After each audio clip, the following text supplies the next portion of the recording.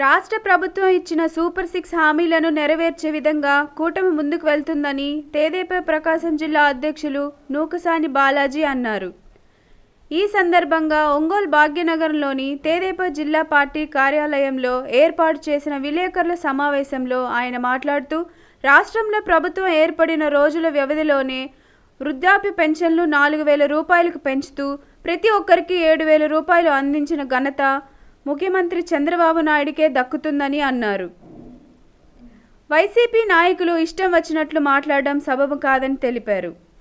గత ప్రభుత్వంలో వైఎస్ జగన్మోహన్ రెడ్డి రాష్ట్రాన్ని ఆర్థికంగా ధ్వంసం చేశాడని గుర్తు చేశారు. నేడు ముఖ్యమంత్రి చంద్రబాబు నాయుడు ఆర్థిక వ్యవస్థను దృష్టిలో పెట్టుకొని ఎన్నికల్లో ఇచ్చిన హామీలను ఒక్కొక్కటిగా నెరవేరుస్తూ ముందుకు వెళ్తున్నారని తెలియజేశారు.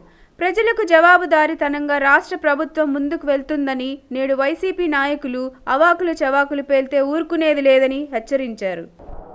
2 నెలల కాలంలోనే ఏదైతే ప్రజలకి ఎన్నికల వాగ్దానం చేశారో గత ప్రభుత్వంలా కాకుండా ఒక్కొక్కటి వరుసగా చేసుకుంటూ వస్తున్నారు. ఈరోజున్న ఆర్థిక పరిస్థితులన్నీ దృష్టిలో పెట్టుకొని కూడా రాష్ట్రాన్ని జగన్మోహన్ రెడ్డి ధ్వంసం చేసి వెళితే దాన్ని పునర్నిర్మాణం చేసుకునే క్రమంలో భాగంగా హామీలను ఎక్కడ కూడా తూచా తప్పకుండా చేస్తున్నారు.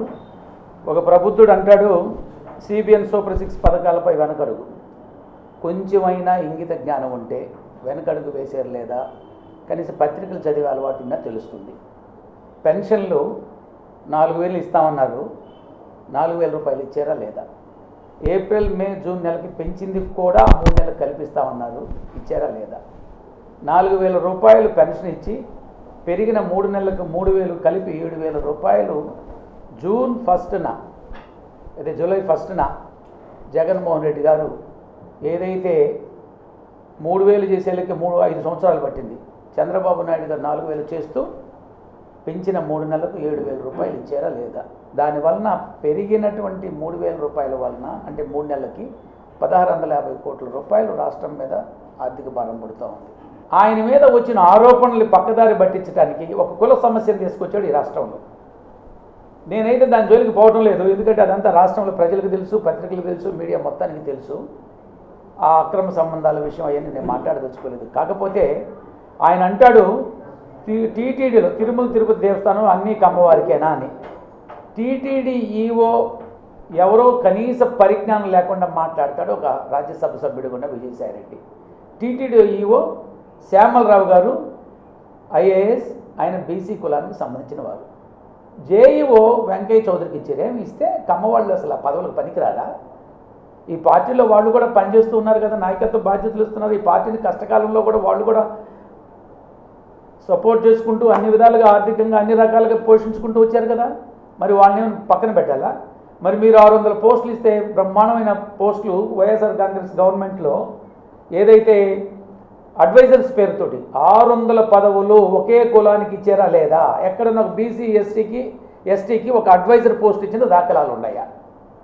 కాబట్టి ఇక్కడ మొట్టమొదటిగా ఒక బీసీలకి టీటీడీ చైర్మన్ ఇచ్చింది కూడా తెలుగుదేశం పార్టీ. ఆ రోజు సుధాకర్ యాదవ్కి టీటీడీ చైర్మన్ ఇచ్చింది తెలుగుదేశం పార్టీ.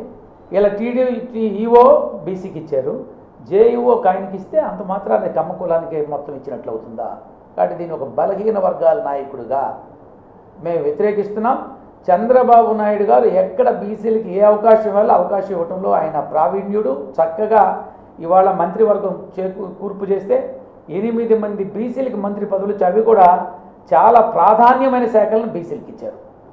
ఎక్కడ అప్రాధాన్యమని కాదు, మీకులాగేదో ఇచ్చేసి వాళ్ళని దూరంగా కూర్చోబెట్టే కాకుండా ప్రాధాన్యమైనటువంటి శాఖల నుంచి బీసీలకు సముచిత స్థానం ఇచ్చినటువంటి ప్రభుత్వం ఏదైనా ఉందంటే అది చంద్రబాబు నాయుడు గారి కూటమి ప్రభుత్వం. అదేవిధంగా జగన్మోహన్ రెడ్డి గారు పాస్బుక్లు ఇచ్చాడు. ఏమో వాళ్ళ అమ్మయ్య వాళ్ళ నాన్నగారు పాస్బుక్లు ఏమన్నా, నా భూమి, నీ భూమి, మన భూమి. ఆ భూమి మీద ఎవరి ఫోటోలు ఉండాలండి? ఒక స్టేట్ గజెట్ లాగా స్టేట్ ముద్ర ఉండాలి, రాజముద్ర ఉండాలి. అది వదిలేసి నువ్వెవడివి నీ బొమ్మలు వేసుకుంటానికి? బ్యాంకులో పెట్టుకుంటాము, లేదా నీ ప్రభుత్వం అయిపోయింది వాళ్ళు నీ ముద్రతోటి పాస్బుక్లు ఉంటాయా? బట్ ప్రజలకి కావాల్సిన అవసరం ఏంది? కొన్నిటి మీద నీ ముద్రలు వేసుకుంటావు, లేకపోతే ముఖ్యమంత్రి బొమ్మలు వేసుకుని కొన్నిటి మీద వేసుకోరు. కానీ నువ్వేం చేసావు? నీ బొమ్మలు వేసుకొని ఆ పాస్బుక్ని అపాసింపాలు చేసావు. కొన్ని కోట్ల రూపాయల ధనాన్ని దుర్వినియోగం చేశాం. రాళ్ళు, సర్వే రాళ్ళు, గ్రానైట్ రాళ్ళు కోసం 100 కోట్లు దుర్వినియోగం చేశాం. అంటే ఏంటి, నువ్వు ముఖ్యమంత్రి అయిపోయిన తర్వాత ఏ రాళ్ళకి ఏ వాల్యూ ఉంది?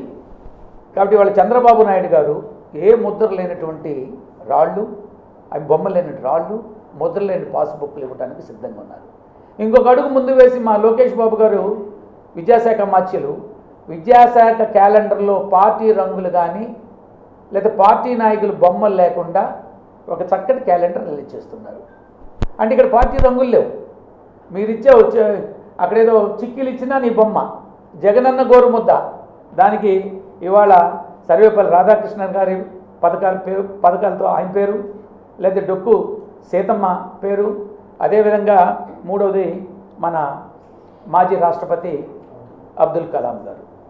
ఒక దేశ నాయకులు, ఒక మంచి నేపథ్యం ఉన్నటువంటి, సమాజానికి సేవ చేసినటువంటి గొప్ప విద్యావంతులు, విద్యావేత్తల యొక్క బొమ్మలు వేసుకునే పరిస్థితి. నీవన్నీ నీకు జగనన్న గోరు ముద్ద, జగనన్న వాగుడు ముద్ద, జగనన్న శుద్ధదానగ ఇలాంటి పథకాలన్నీ పెట్టుకొని నాశనం చేసేవి రాష్ట్రాన్ని. బుద్ధి లేనటువంటి ఎదవలు కొంతమంది ఇవాళ చంద్రబాబు నాయుడు గారు యొక్క సూపర్ 6 పథకాల మీద వెనకపోయి ఇలాంటి తప్పుడు పనులను చేసి రాష్ట్రాన్ని అధోగతి పని చేసి రాష్ట్రాన్ని ఒక అగ్నిగుండంలాగా తయారు చేసి రాష్ట్రంలో కక్ష రాజకీయాలకి నిలయం చేసి అక్రమ కేసులు బనాయించి రాష్ట్రంలో ఉన్నటువంటి ప్రధాన ప్రతిపక్షంగా ఉన్న తెలుగుదేశం పార్టీ నాయకులు జైల్లో పెట్టి దుర్మార్గం చేసినటువంటి మీరా ఈరోజు చంద్రబాబు నాయుడు గారి గురించి మాట్లాడేది కొంచెమైనా బుద్ధి ఉందా?